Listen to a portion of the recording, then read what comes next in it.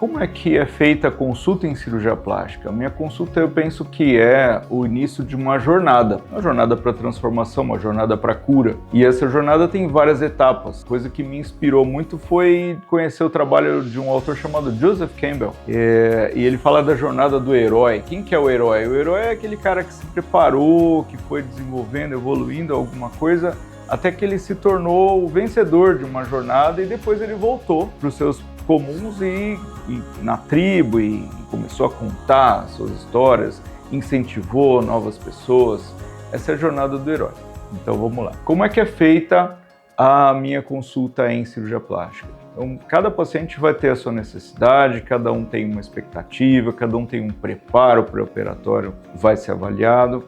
Então, primeira coisa, eu preciso escutar o que cada pessoa precisa. Então, a sua queixa vai ser avaliada, eu vou ouvir nos mínimos detalhes, vou entender se você está mais ou menos afinado com o que é realmente uma cirurgia plástica, o que ela pode trazer, o que ela não pode, quais são as limitações em termos de uma queixa específica ou não.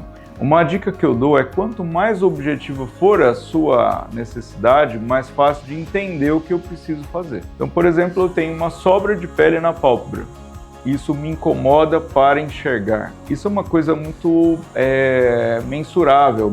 A gente tem até exames que conseguem medir isso. Então, é uma questão mais objetiva. Agora, se eu tenho o mesmo problema, mas eu digo, olha, eu não me sinto confortável com o meu rosto, é uma queixa subjetiva. Então, eu vou precisar entender melhor e muitas vezes a necessidade não é só a blefaroplastia. Eventualmente eu preciso de um tratamento cosmiátrico, um tratamento para face com ultrassom microfocado, ou às vezes até um lifting, um preenchimento com ácido hialurônico ou uma colagênese com alguma outra substância que a gente usa.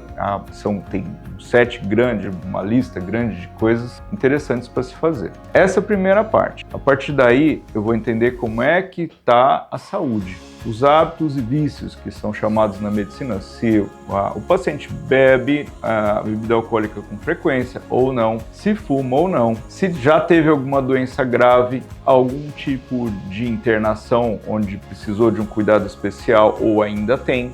É muito comum eu atender pacientes com câncer de mama ou câncer de pele e estes pacientes, em geral, eles passam por quimioterapia e uma série de outros tratamentos que precisam de um cuidado especial. A partir daí, se usa algum tipo de droga, heroína, cocaína, coisas que pouca gente gosta de falar, mas que tem complicações absurdas em termos de interação com drogas anestésicas, porque isso funciona como se fosse um anestésico. Uma medicação psiquiátrica, que é muito importante estar alinhado com o terapeuta, com o médico. Se eu tenho uma ansiedade severa, uma depressão, alguma coisa que me aflige, eu preciso de um profissional para tratar. E a partir daí a cirurgia plástica pode ser feita. Outra questão interessante, adequação de expectativas e como é que é feito isso. Então, a partir daí tem a terceira etapa da consulta, que vai ser o exame físico. Eu vou examinar cada pessoa de acordo com a sua queixa, com a sua necessidade, com a ideia que nós já falamos do que deve ser feito,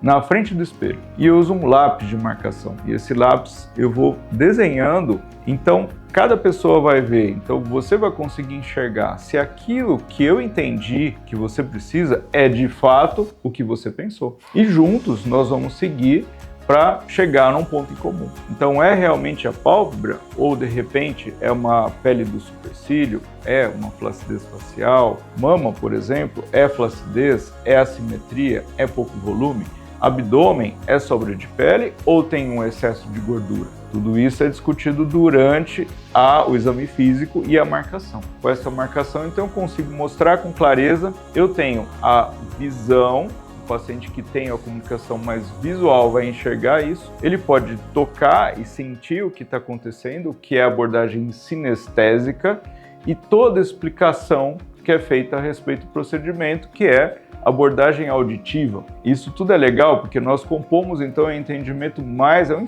esforço muito grande para gerar o entendimento mais claro, mais acertado possível. Para a partir daí nós passamos para a quarta etapa da cirurgia, da consulta para a cirurgia, que vai ser o quê? Vai ser o delineamento do tratamento. Daí seguem a solicitação de exames médicos e o orçamento e o planejamento para que hospital deve ser usado, qual porte, no tempo que a gente precisa, se eu vou conseguir fazer tudo em um tempo cirúrgico, se eu preciso fracionar isso em mais de um tempo, se são necessários tratamentos clínicos aqui no consultório antes ou até depois. Eu posso associar um laser para o tratamento, eu posso associar uma lipoaspiração com retração de pele com laser, também pode ser feito, enfim. Então, a partir daí, o paciente terminou a consulta, ele parte para a segunda etapa, que vai ser, então, tudo isso foi abordado no começo. Ele vai retornar, que pode ser online, pode ser presencial, para que eu possa avaliar os exames pré-operatórios, exames que foram solicitados. E com esses exames, então, a gente vai conseguir entender o que está acontecendo por dentro. É a caixa preta do organismo. Então, exame de sangue, eletro, ecocardiograma, Doppler de carótida,